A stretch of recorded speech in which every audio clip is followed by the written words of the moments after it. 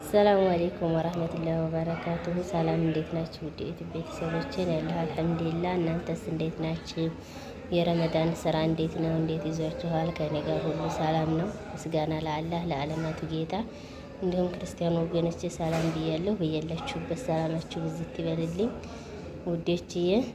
እንደምትመለከቱት ይሄ እንግዲህ ምን ይመስላችኋል? እስኪ ገምቱ የኔ ቤተሰቦች። ይሄን እንግዲህ አንዲት ሙሽራ አለኝና ከቤታችን የሙሽራዋ ሳሙና ነው። ቢገርማችሁ 6 አይነት ሳሙና ነው። 6 አይነት ሳሙና ሶስት ሆኖ ተፈጭቶ በመፈቅፈቂያ በደንብ በካሮቱ መፈቅፈቂያ በደንብ ተፈቅፍቆ ከዛ በሙያ ወርድ ተዘፍዝፎ ምናምን ነው። ያው ብዙ ጊዜ ትጠቀማለይ። ይሄ እንደውም እቃው ይመሰክራል። የባለፈው አልቆ አሁን ደግሞ ልንሞላ ነው። የባለፈው እርዲ ስለሌለ እንደዚህ ቀይ ነበር። የአሁኑ ደግሞ እርዲ ስላለው በዚህ መልኩ ንጹህ እርዲ 6 ማንካ ንጹህ እርዲ ተጨምሮበት በዚህ መልኩ ሆኗል። ውድ ቤተሰቦች በጣም ቆንጆ ነው። ሞክሩት እስኪ። ምን እንደ ሳሙናውን አነግራቸዋለሁ። 6ቱንም አይነት ቤተሰቦች ይሄ ሳሙናው እንግዲህ እንደምትመለከቱት 6 አይነት ነው ብያቸዋለሁ። እርዲም 6 የሾርባ ማንኪያ ነው የተጨመረበት። ሙያ ወርድ ደግሞ 2 ነው የተጨመረበት።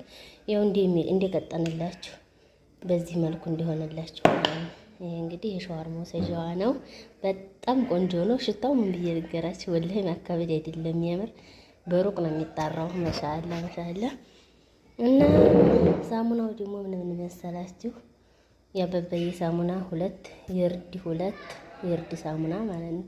የኪያር ሳሙና 2፣ ከዛ ደግሞ ከወተት ከህብት ወተት የሚሰራ አለ አይደል? ያን 2፣ እንደገና ሌላ ደግሞ የፍራፍሬ ሳሙና የሁሉም አይነት የብርቱካን ምናምን ያለበት ሙሸከሉ እና የተቀረው በጣም ቆንጆ ነው። ተወዱታላችሁ ውድ ቤተሰቦቼ። በዚህ መልኩ አድርጌዋለሁ። 5 ነው አልሞላም፣ ግን በተለይ 2ቱ ጎደል ይላል።